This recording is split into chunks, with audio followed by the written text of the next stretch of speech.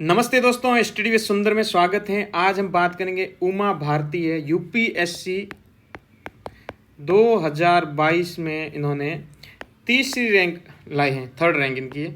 ठीक है, तो इनकी चर्चा करेंगे हम। तो इनकी अगर देखा जाए तो ऑनलाइन कॉपी थी जीएस स्कोर की। कई लोग पूछते रहते हैं सर ये कॉपी इनका आपको कहाँ से मिली, टॉपर्स की कॉपी कहाँ से मिली। तो ये जीएस स्कोर में जो इन्होंने टेस्ट लिखा था वही कॉपी है। ठीक है, तो इनको नंबर कितने आए पहले मैं आपको पहले से क्लियर कर लेता हूँ। जो आपका परीक्षा होती है वो होती है 250 नंबर की। ठीक है, उनमें से इनको मिले हैं 96.12 नंबर। 10 क्वेश्चन प्रारंभिक वाले होते हैं, वो होते हैं 10-10 नंबर के होते हैं, और लास्ट के 20 क्वेश्चन होते हैं वो 15-15 नंबर के होते हैं। ठीक है, इस प्रकार इनके 250 नंबर आते हैं। ठीक, ये हो गया। अब हम इस कॉपी की चर्चा करेंगे कि टॉपर लिखते किस प्रकार हैं। जो ये कॉपी है इसमें इनके क्वेश्चन है फर्स्ट से लेके लास्ट तक की हम चर्चा करेंगे कि क्योंकि मेन जो होता है वो टॉपर्स की कॉपी होती है। टॉपर्स जो बनता है वो टॉपर्स की कॉपी देख के ही बनता है, ये मैं दावे के साथ कह सकता हूँ। हमने कई बार मेंस लिखे हैं तो हम जानते हैं इन कॉपियों के क्या महत्व होता है, इसलिए मैं ये ज़्यादा रखता हूँ कि भाई टॉपर्स की कॉपी पढ़ा जाए। तो इसमें जैसे ये क्वेश्चन लिखा हुआ है वो इंग्लिश में लिखा हुआ, मैं आपको इसमें साथ में हिंदी ट्रांसलेट भी बताने की कोशिश करूंगा और आगे बढ़ेंगे। ये पहला क्वेश्चन था कि Mauryan pillars were the prototypes of Achaemenian pillars, therefore were imitations rather than innovation। Okay, इसका मतलब ये कि जो मोरियन स्तंभ है ना वो एक्मेनिड स्तंभ थे फारस की खाड़ी में 550 से 330 के दौरान उनके स्तंभों के प्रोटोटाइप थे, मतलब उनकी अनुकृति थी, मतलब उनके नवाचार नहीं थे। इसलिए नवाचार की बजाय ये नकल थे। इसका आलोचनात्मक ये मतलब क्रिटिकली एनालिसिस करना है। तो क्रिटिकली के लिए सबसे पहले जो इम्पोर्टेंट होता है ना वो ज़रूरी होती है ये आपकी भूमिका। मैं आपको पूरी यहाँ कॉपी नहीं, मुख्य पॉइंट है भूमिका। सबसे पहले इन्होंने बता दिया कि भाई ये जो एकेमेनिड जो सभ्यता थी वो कब थी 300 BC में, और वो 3 लाइन में। आप ये पूरा देखते रहना भूमिका कितने लाइन की होनी चाहिए। ठीक है ना, और थोड़ा सा छोटा कर लेते। ठीक है, आगे चलते हैं।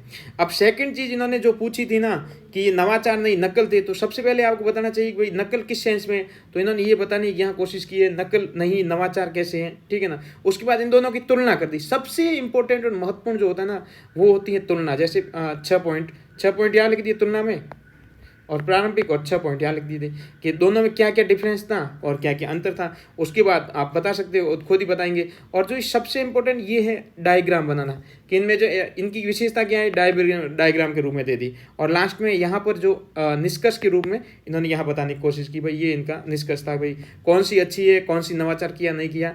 अगर आपको ये कॉपी पढ़नी है तो मेरा चैनल है स्टडी विद सुंदर, टेलीग्राम चैनल है, वहाँ जाके जुड़ जाइए, मैं आपको दे दूंगा पूरा पढ़ के। इनको जैसे 10 नंबर का क्वेश्चन था, ये 10 नंबर का था।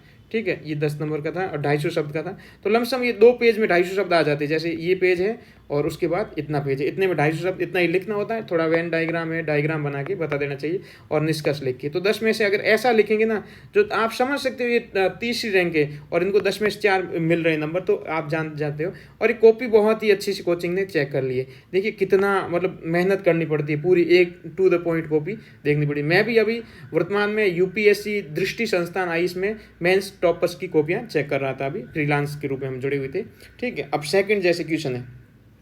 सेकंड क्वेश्चन ये कहना चाहता है कि भाई जो लिटन था ना, लिटन ने तो भारत में सत्ता स्थापित करने के लिए प्रतिक्रियावादी विरोधी नीतियों का अनुसरण किया था, लेकिन और तेजी से आक्रमण किया गया था। लेकिन रिपन ने क्या किया, ब्रिटिश शक्तियों को बढ़ाने के लिए शिक्षित वर्गों की क्षमताओं का दोहन करने की मांग की। ठीक है ना, Lytton pursued reactionaries and anti-Indian policies in order to save British authorities and swiftly went to the officials। लेकिन रिपन के बारे में जो मैंने बताया, रिपन ने क्या किया कि जो शिक्षित भारतीय थे उनकी क्षमताओं को दोहन किया। तो इनमें सब बताना चाहिए। तो सबसे पहले रिपन और लिटन का कार्यकाल बता दो। तो इन्होंने कार्यकाल बताया, ये बता दिया लिटन का और ये रिपन बता दिया, और ये हो गई भूमिका 3 पेज की। जो अच्छे क्वेश्चन की विशेषता होती है उसमें सबसे पहले होनी चाहिए भूमिका। ठीक है ना, और वो होनी चाहिए 3 लाइन की, 3 लाइन से 4 लाइन की।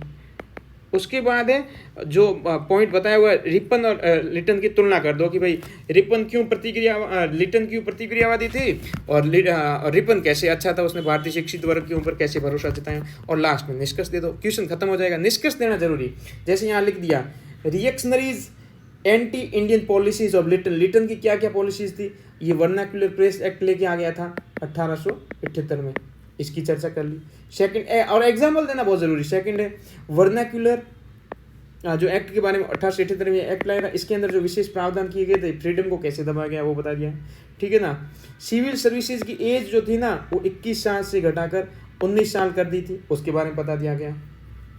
जैसे यहाँ पर एक दो पॉइंट छूट जाते हैं तो कॉपी चेक करते हैं, जो कॉपी चेकिंग होती है जीएस स्कोर के द्वारा, तो उन्होंने बता दिया था कि एज ऑफ सिविल सर्विसेज के संदर्भ में भी और इन्होंने चर्चा की है यहाँ पर। उसके बाद है दिल्ली दरबार में करोड़ों रुपए खर्च कर दिए, लेकिन जो अकाल पड़ा था, फेमाइन पड़ा था, उसमें कई लोग मर गए थे, ये बताया। लेकिन रिपन जैसे कैसे बहुत इंपॉर्टेंट था, शिक्षितों पर कैसे भरोसा किया, उसके 4 पॉइंट दे दो। मैंने बोला 3-4 पॉइंट उसके दे दो नेगेटिव में, 4 पॉइंट इसके पॉजिटिव, क्योंकि ये क्वेश्चन की डिमांड है कि वो नेगेटिव था ये पॉजिटिव था, तो 4 पॉइंट 5 पॉइंट ये पॉजिटिव दे दिए।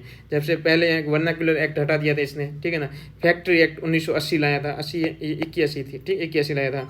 सेकेंड है इन्होंने इंक्रीज किया था, जैसे INC का जो कांग्रेस गठन हुआ था 1885 में, उसको आगे बढ़ाने में महत्वपूर्ण भूमिका निभाई थी ये 1885 में, ठीक है। फाइनेंशियल डिसेंट्रलाइज किया था, मतलब गांव स्तर पर कैसे प्रकार से धन का विकेंद्रीकरण किया जाए, इस बात में की गई थी।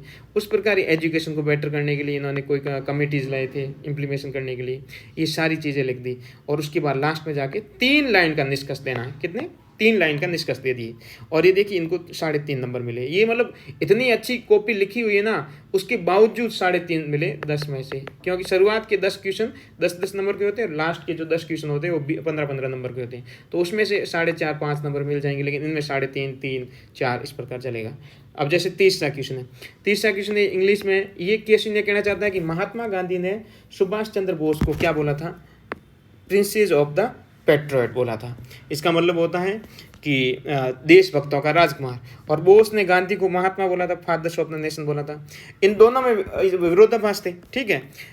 फिर भी इन्होंने जो विरोधाभास के संदर्भ पूछा, इस संदर्भ में समझाइए कि किस प्रकार गांधी व बोस ने स्वतंत्रता संग्राम की 2 अलग अलग विचारधाराओं का प्रतिनिधित्व किया था। जैसे गांधी है वो अहिंसा में विश्वास करते थे, ठीक है ना, लेकिन बोस हिंसा को भी स्वीकार करते थे। अलग अलग विचारधारा हो गई इन दोनों की, का प्रतिनिधित्व किया था भारतीय राष्ट्रवाद को और कैसे समृद्ध किया। तो सबसे पहले गांधी और ये भूमिका 3 लाइन की यहाँ दे दीजिए, ठीक है। उसके बाद बोला आइडियोलॉजी ऑफ फ्रीडम स्ट्रगल, उसमें गांधी की क्या आइडियोलॉजी थी, बोस की क्या होगी, और तुलनात्मक रूप से अध्ययन करके बता दिया। बहुत ही जबरदस्त, यही माइंडसेट होनी चाहिए, और एकदम कोई ना तो पीछे खड़ी पाई है, ना सेंटेंस पूरा होना चाहिए, कुछ नहीं। हाँ, थोड़ा अगर बहुत इंपॉर्टेंट चीज़ हो, जैसे ये इंपॉर्टेंट, तो इसको अंडरलाइन जरूर कर देना चाहिए। जैसे इंपॉर्टेंट है तो अंडरलाइन कर लीजिए, ठीक है। जैसे यहाँ एग्जाम्पल दिया, इंपॉर्टेंट तो अंडरलाइन आप जरूर कर सकते हो, बाकी ठीक है। और एग्जाम्पल देना बहुत जरूरी है, एग्जाम्पल दे दिया, ये एग्जाम्पल दे दिया, ठीक है ना, और ये 5 पॉइंट में इन्होंने तुलना कर दी। अब गांधी और जो बोस है ना, their role in increasing the Indian nationalism, तो भारत के राष्ट्रवाद को बढ़ाने में इनकी सोच कैसे कैसे काम कर रही थी, तो 4 पॉइंट इनके यहाँ दे दिए, 4 पॉइंट इनके दे दिए विथ एग्जाम्पल। और इम्पोर्टेंट लाइन मैंने बोला तो वहाँ पर इन्होंने इम्पोर्टेंट लाइन पर ये अंडरलाइन भी कर ली है, ठीक। तो ये हम बता दिए, और लास्ट में जाके DPSP में पार्ट 3 में इनका क्या योगदान है क्या नहीं था, और 2 लाइन या 3 लाइन में भूमिका निष्कर्ष दे दीजिए, ठीक, कंक्लूड कर लीजिए, बहुत अच्छा माना जाता है। जैसे अब ये चौथा क्वेश्चन है कि analyse event in the freedom struggle leading to Indian independence along with the key international event that retaliate the British monarchy.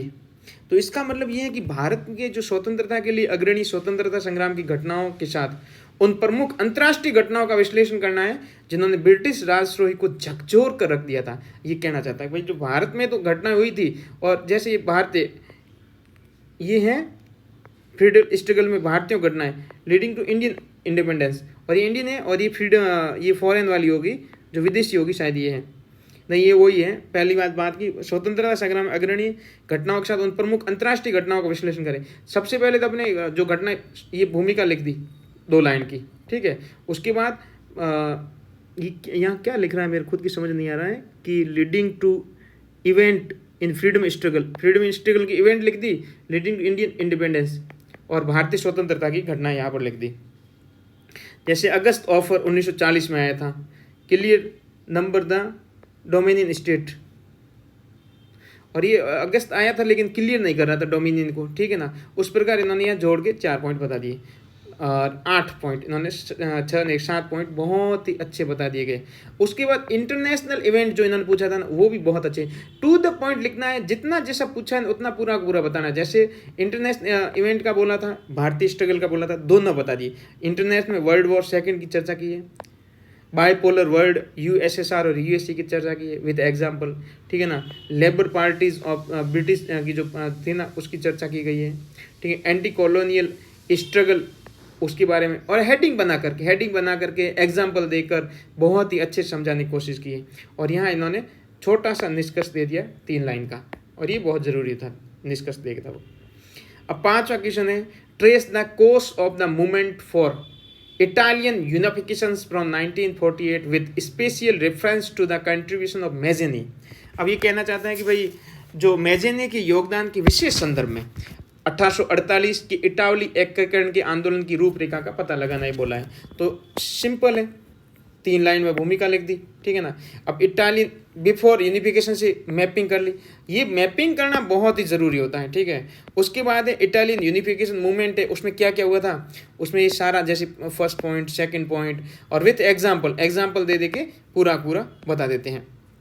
ये देखिए एग्जाम्पल देना, पॉइंट वाइज लिखना, और जो मुख्य पॉइंट है उन्हें देखो डब्बे के अंदर बंद कर लिया, मुख्य पॉइंट को डब्बे के अंदर बंद कर लिया, एग्जाम्पल देके आगे चल रहे हैं, और ये लास्ट में जाके कंक्लूड कर दिया। और मैजिनी की यहाँ पर जो योगदान थे उनको यहाँ अच्छे से बता दिया। और यहाँ अपने पेज इतना खाली भी हो गया, इससे कोई फर्क नहीं पड़ता है। इनका लमसम 150 शब्द इन्होंने लिख दिया था, क्योंकि पेज बचाना, टाइम बचाना, 3 घंटे के अंदर पेपर को हैंडल करना बहुत ही मुश्किल होता है, और रैंक सिक्योर करना अपने आप में बहुत बड़ी बात हो जाती है। 6 क्वेश्चन है, Indian secularism has survived due to elite preference rather than acceptance by the masses। इसका मतलब ये है कि भारतीय धर्मनिरपेक्षता जनता द्वारा स्वीकृत करने के बजाय कुलीन वरीयता कारण बची है। क्या आप सहमत हैं? उपयुक्त उदाहरणों द्वारा अपने उत्तर की पुष्टि करें। मतलब ये कुलीन लोग जो उन पर जनता नहीं चाहती थी कि यहाँ पर अपने होनी चाहिए धर्मनिरपेक्षता होनी, जनता धर्म को महत्व देता है। लेकिन जो भी महात्मा गांधी है, सुभाष चंद्र बोस है, नेहरू है, कुलीन बड़े वर्ग के लोग हैं, वो बोलते थे कि नहीं धर्मनिरपेक्षता होनी चाहिए। और उपयुक्त उदाहरणों की तरह इन्होंने बोल दिया था कि भाई डू यू एग्री और sustain your answer with suitable example के द्वारा हमको दिखाना था। तो ये 3 पॉइंट की भूमिका बना देनी है, ठीक है। उसके बाद है आप स्टेट क्या चाहता था और रिलीजियस क्या चाहते थे, उन दोनों की तुलना करके ऐसे मैपिंग माध्यम से बना सकते हैं। और ये एग्जाम्पल है फ्रीडम स्ट्रगल में। अब lack of acceptance of secularism by masses, mass क्यों नहीं चाहती थी कि भाई धर्मनिरपेक्ष बने, तो इसके कारण कम्युनल जो दंगे हो गए थे, कम्युनल पॉलिटिक्स हो रही थी, इंटॉलरेंस फेथ था, इलाइट फिनोमिना था। ये 4 पॉइंट इन्होंने बता दी, ठीक है। उसके बाद है but it is the ignored by say that Indian masses are not seculars. लेकिन है ना फिर कैसे उसको है ना एक्सेप्ट किया गया धर्मनिरपेक्षता को, इसके लिए विथ एग्जाम्पल देखिए। एग्जाम्पल है इंडो इस्लामिक कल्चर है हमारा, है ठीक है ना। जैसे ये मेल्टिंग पॉइंट्स ऑफ कल्चर है हमारा जो पहले से है, always has been populate and multiple national के लिए, ठीक है ना। ये आर्टिकल में किस प्रकार से 28, 29 और 30 में ये शामिल किया गया है, धर्म की स्वतंत्रता किस प्रकार दी गई है। और जस्टिस लास्ट में निष्कर्ष होता है, निष्कर्ष में है ना कोई अगर जस्टिस का निर्णय हो, जैसे जस्टिस जी रमन्ना उस टाइम थे, अभी तो नहीं है, ठीक है ना, अभी हट गए नहीं आए, तो उन्होंने जो धर्मनिरपेक्षता के संदर्भ में क्या लाइन बोली थी, सर्वधर्म सम्मान की बात की गई थी। ये लाइन जो होती ना, ये लाइन सीधे आपके ना क्वेश्चन को कहाँ से कहाँ पहुँचा देता है। जो कॉपी चेकर वाला वो लगता है कि यार कितना जुड़ा हुआ है चीज़ों से। तो ये जैसे 7वां क्वेश्चन हमारे ये पूछा था, 7वां था जलवायु परिवर्तन दुनिया कुछ हिस्सों में हीट वेव को हीट डोम्स के रूप में कैसे बदतर बना रही है, इस परिघटना पर प्रकाश डालना था, ठीक है ना। Throw light to the phenomena, इस फिनोमिना पर। तो ये हीट जैसे 3 लाइन में इन्होंने भूमिका बता दी। अब हीट डोम्स की बात की, उसके लिए इन्होंने ये मैपिंग कर ली थी, ठीक है। इस वेन डायग्राम के माध्यम से हीट डोम्स को कैसे हीट वेव हीट डोम्स के रूपांतरित हो जाती है, ठीक है। और ग्लोबल वार्मिंग कैसे वर्किंग करती है, उसके लिए 4 पॉइंट यहाँ दिखा दिए हैं, ठीक। और अदर फैक्टर्स कौन कौन से और लास्ट में जाके IPC की जो 6 रिपोर्ट है उनको दिखा के इन्होंने कंक्लूड किया। निष्कर्ष देना बहुत ज़रूरी होता है, यही इन टॉपर्स की पहचान होती है, यही इनको टॉपर्स बनाती है। हम भी अगर अच्छे से इन चीज़ों को यूज़ करें, समझें, तो हम भी बन सकते, कोई बड़ी बात नहीं है। जैसे 8वां क्वेश्चन है, ये भी महिला उद्यमिता को प्रोत्साहित करने से महिलाओं को सशक्त बनाने में काफ़ी मदद मिल सकती है। अगर जैसे महिला उद्यमिता इंटरप्राइजेज को अगर मजबूत करना है ना, तो उससे क्या महिला सशक्त हो जाएगी, कहना चाहता है। डिस्कस करना है, ये जो शब्द आते हैं डिस्कस करना है, इसके ऊपर विशेष ध्यान देने की आवश्यकता होती है, ठीक है ना। और इसके संदर्भ में सरकार द्वारा कई पहलों ने, सरकार ने, गवर्नमेंट हैज़ टेकन इनिशिएटिव, कौन कौन से इनिशिएटिव किए हैं, तो सबसे पहले इन्होंने वर्ल्ड WEF की डाटा जो 18% संबंधित इन्होंने आंकड़ों के साथ प्रस्तुत कर लिया भूमिका में। फिर बोला है कि इंटरप्राइजेज क्यों जरूरी है, उसके लिए with example 4 point Venn diagram के रूप में दे रहे हैं। देख रहे हैं आप, ये देने की, ये पढ़ने का तरीका बहुत ही ज़बरदस्त होता है। अब सरकार ने कौन कौन सी इनिशिएटिव ली थी, ठीक है ना, जैसे SHG बैंक लिंकेज हो गया, नेचुरल रूरल लिवलीहुड हो गया, ठीक है ना, स्टार्टअप इंडिया हो गया, स्किल इंडिया हो गया, ठीक है ना, और लास्ट में जाके वी हब जो गवर्नमेंट ने लगाया तो वो निष्कर्ष के रूप में देके और महत्वपूर्ण लाइनों को अंडरलाइन कर लिया है, ठीक है ना। और ये जो कॉपी बहुत अच्छी चेकिंग होकर इनको बता दिया भाई ये पॉइंट आपकी कमियाँ हैं, कमी नहीं। जैसे यहाँ मैपिंग का क्वेश्चन आएगा, ज्योग्राफी, जैसे ये फर्स्ट पेपर है, तो फर्स्ट पेपर में क्या आता है, एक हिस्ट्री का पार्ट आता है, आर्ट एंड कल्चर में रहता है, modern history, art and culture आता है और वर्ल्ड हिस्ट्री पे आती है। सेकंड पार्ट सोसाइटी का आता है, थर्ड पार्ट ज्योग्राफी का आता है और वर्ल्ड ज्योग्राफी। तो ये जैसे ज्योग्राफी आए तो ज्योग्राफी मैपिंग करनी पड़ेगी। जैसे 9th क्वेश्चन था कि प्राकृतिक वनस्पति का विवरण दुनिया भर में इमारती लकड़ी उद्योग की अवस्थिति को कैसे प्रभावित करता है, उपयुक्त बताइए। जैसे अब ये प्राकृतिक लकड़ी है, इमारती लकड़ी को वनस्पति किस प्रकार प्रभावित करता है, तो इसके लिए इन्होंने सिंपल सी यहाँ भूमिका लिख दी। फिर यहाँ पूरा वैश्विक वितरण है, तो वैश्विक वितरण बता दिया कहाँ कहाँ है, जैसे बिंदुवार देख रहे हो आप, ये बता दिया इन्होंने बहुत ही ज़बरदस्त तरीके से। फिर है कि भाई कैसे कैसे प्रभावित करती है, तो टेम्परेट फैक्टर किस प्रकार प्रभावित कर रहा है, ठीक है, ट्रॉपिकल फॉरेस्ट में क्या रहता है, और ये देखो एग्जांपल दे के बता रहा है। अदर फैक्टर्स कौन थे, अदर फैक्टर्स अगर 4 है तो उनको इस प्रकार दिखा दिया वेन डायग्राम में, यही नवाचार होता है। और लास्ट में जाके निष्कर्ष दे दिया, इनको यहाँ 4 नंबर मिले, इसमें बहुत अच्छा आंसर है। जैसे कि ये 10वां क्वेश्चन है, 10वां क्वेश्चन आप पढ़ोगे तो लिखा हुआ है कि भूचुंबकीय तूफानों के खतरनाक प्रभावों पर चर्चा करनी है, ठीक है। Discuss the hazardous effects of geomagnetic storm, ठीक है ना। और इसके अलावा विश्लेषण करें कि इस स्पॉट गतिविधियों से कैसे जुड़े, सन स्पॉट गतिविधियों से कैसे जुड़े, ठीक है, ये बताया गया। तो इसके लिए वो सेम है, जैसे क्वेश्चन को तोड़ना है 2-3 भागों में। सबसे पहले भूमिका लिख दी, इंपॉर्टेंट लाइन को अंडरलाइन करना बहुत ज़रूरी होता है, ठीक। उसके बाद ये मुख्य बिंदु पूछा है भाई खतरनाक प्रभावों पर चर्चा करनी, तो यहाँ इफेक्ट के ऊपर बात कर ली, चर्चा कर ली, 7-8 इफेक्ट जितने भी हैं, 7-8 इफेक्ट के ऊपर चर्चा की है। सन स्पॉट्स एक्टिविटीज़ कौन कौन क्या होती है ये बता दिया, और सन स्पॉट एक्टिविटीज़ के लिए अलग बता दिया, एक हाई होता है, एक लो होता है, और इवेंट डायग्राम के माध्यम से, और लास्ट में जाके ये कंक्लूड कर लिया।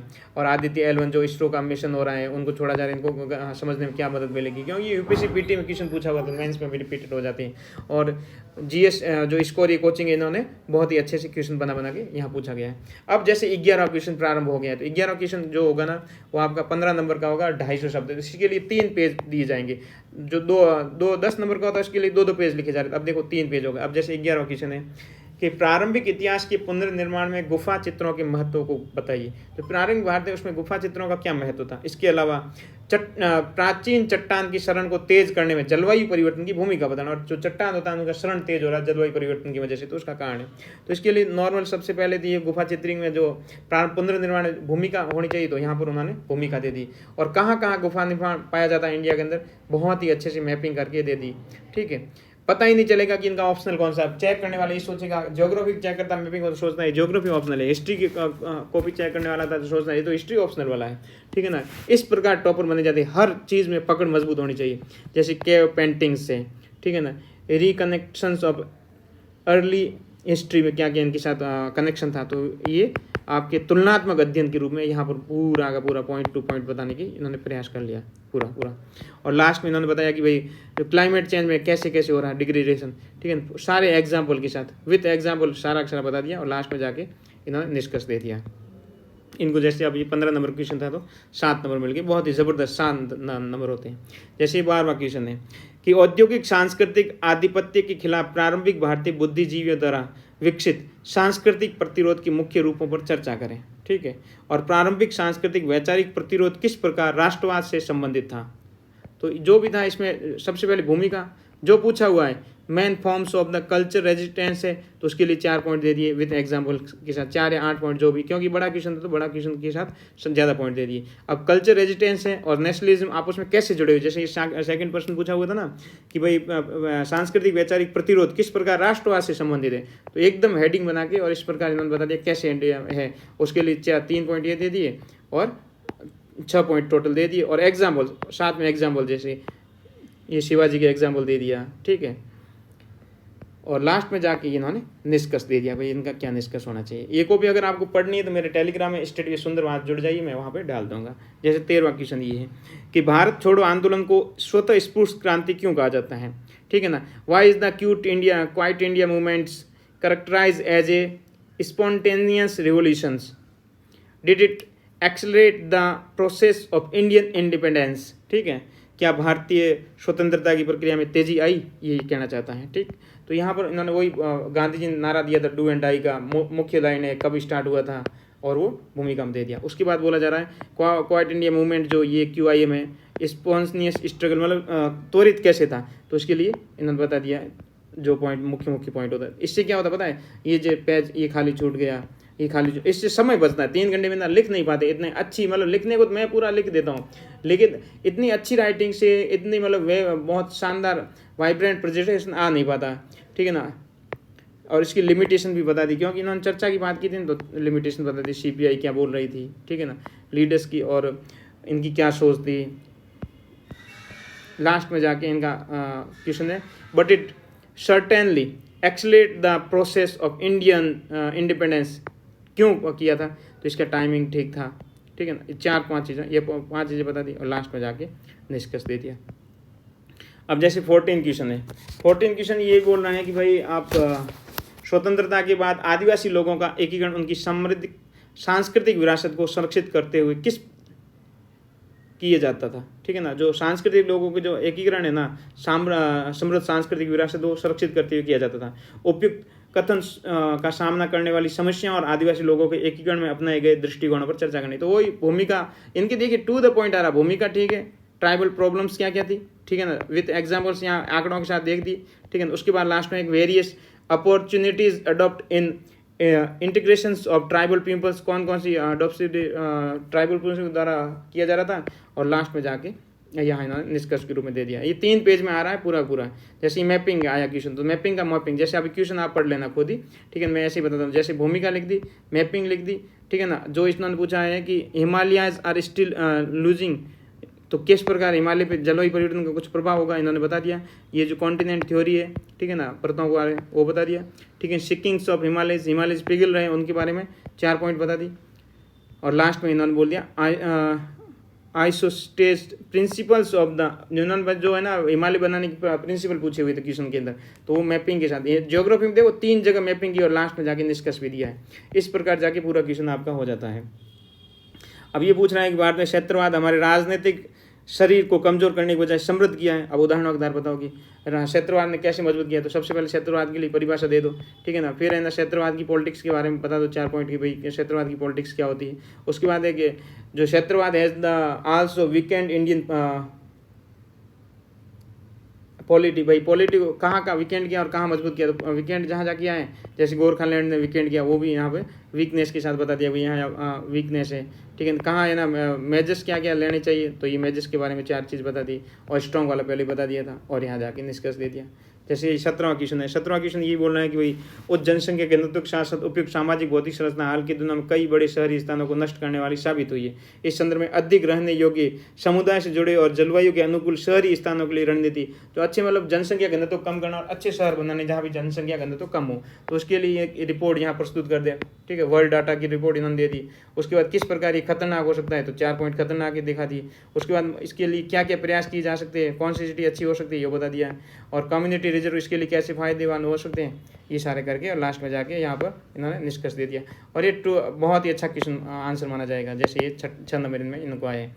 जैसे अभी 18वां क्वेश्चन की बात की जाए, 18वां क्वेश्चन ये बोल रहा है कि मजदूरी समानता बढ़ाना अर्थव्यवस्था पर लैंगिक समानता को बढ़ावा देने के उपाय में से एक है। इस संदर्भ में कौन से विभिन्न न्यायिक, कानूनी और कार्यकारी उपाय किए गए जो कार्यस्थल पर लैंगिक समानता को बढ़ावा दें। एक तो बोल रहे हैं मजदूरी बढ़ा दो, और उसके बाद 3 चीज़ें बोली गई, एक तो न्यायिक, दूसरा कानूनी और तीसरा कार्यकारी। कौन कौन से, तो मजदूरी वेज के बारे में कैसे हो, सबसे पहले तो भूमिका में जो कमियां थी, लेक ऑफ वेज हैं, उनके बारे में चर्चा की। अब वेज को बढ़ाने से क्या कौन से SDG पूरा हो रहा है, ठीक है, सरकार ने क्या किया है, कमियाँ क्या आ रही, वो चीज़ें बता दी, ठीक है ना। और कौन कौन से मेजर्स लिए जा सकते हैं, जैसे सोशल सबसे पहले पूछा है तो सोशल बता दिया, लीगल पूछा है तो लीगल के 4 पॉइंट दे दिए, ठीक है ना, और लास्ट में जाके निष्कर्ष दे दिया।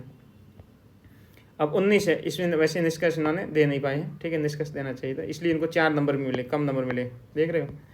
और 19 क्वेश्चन है, जैसे क्या नेशनल इंटरलिंकिंग और रिवर अथॉरिटी भारत में नदी इंटरलिंकिंग परियोजना क्रियान्वयन की बहुआयामी लाभों को ध्यान में रखते हुए लंबे समय से चल रहे मुद्दों और चुनौतियों का समाधान करेगी। मतलब जो चुनौतियाँ थी, इंटरलिंकिंग हो रहा है, जैसे कहा नदियाँ हैं, कावेरी नदी लिंक परियोजना या सतलज वाली, इनमें विवाद होते रहते हैं, तो कैसे मजबूत करेगी, क्या क्या कार्य किए जाने चाहिए, ठीक है। जैसे सबसे पहले भूमिका है, उसके बाद है ये जो इश्यूज़ क्या क्या आ रहा है, इंटरलिंकिंग में इश्यूज़ आ रहा है, विद एग्जाम्पल्स बता दो, ठीक है।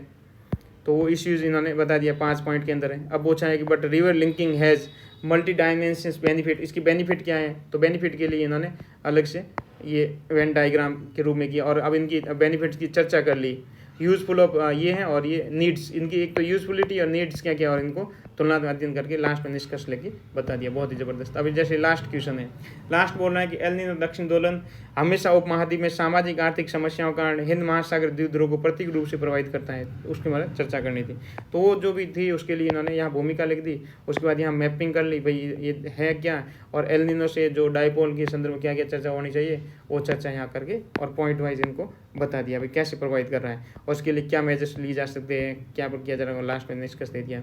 इस प्रकार इन्होंने अपनी कॉपी लिखी है, और मैंने आपको बताने की कोशिश की टॉपर्स की कॉपी से हम कैसे सीख सकते हैं, टॉपर्स को भी हमें किस प्रकार टॉपर्स बना सकते हैं, इनको अध्ययन करना चाहिए, इनको देखना चाहिए कि किस प्रकार लिखा गया है। ये कॉपी अगर आपको चाहिए तो मेरा चैनल है ये स्टडी विद सुंदर टेलीग्राम पे है, वहाँ आ जाइए, मैं वहाँ कॉपी आपको डाल दूँगा, और ज़्यादा शक करने की ज़रूरत नहीं है। इतनी कॉपी पढ़ाने के लिए हम भी जैसे इस क्वेश्चन इंग्लिश में थे, इसको हिंदी में ट्रांसलेट किए हैं इतना, क्योंकि हिंदी वाले बच्चे इसको सुनते रहते हैं तो उनको भी जानना जरूरी है, इंग्लिश वाले बच्चे तो इंग्लिश वाला पढ़ ही लेते हैं। तो इस प्रकार ये कॉपी मैंने सबको दिखाने का प्रयास किया है। मेरा कैसा प्रयास रहा है आप मुझे कमेंट करके, लाइक शेयर सब्सक्राइब बढ़ के मुझे भरोसा दिलवा कर मेरा उत्साहवर्धन करके कर सकते हो। धन्यवाद दोस्तों।